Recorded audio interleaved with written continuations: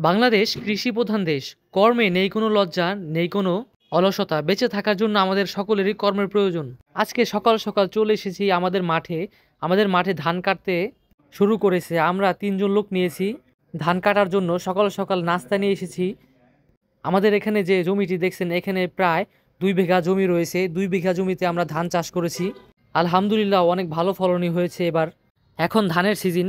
এই চকে প্রায় সবাই ধান চাষ করেছে। অবশ্য ধানের বাইলগুলো দেখে বুঝতে পারছেন যে কত ভালো ফলন হয়েছে। শস্য ভালো হলে কিন্তু কৃষকের মুখে হাসি ফোটে।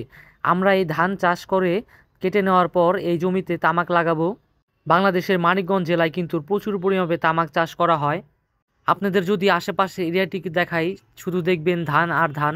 আর হ্যাঁ, বাংলাদেশে কিন্তু এখনো অনেক পতিত জমি পড়ে রয়েছে। আপনারা চাইলে এইসব জমিতে নানান শাকসবজি এবং কি শস্য চাষ করতে পারেন।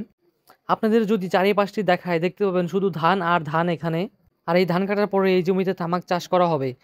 আপনাদের সামনে একটু চলে আসলাম। আমি কিন্তু ক্যামেরা সবসময় পিছনে থাকি, ক্যামেরার সামনে একটু কমে আসি। আপনাদের মাঝে আজকে চলে আসলাম।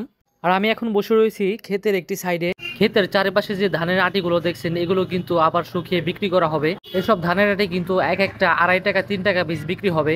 আর এগুলো যদি শুকিয়ে পালা দিই, তাহলে পালা অনুযায়ী বিক্রি হবে। আর ভিডিওর সামনে আমি কখনো আসি না, তো আমাকে কেমন লাগছে সবাই কমেন্ট করে জানাবেন।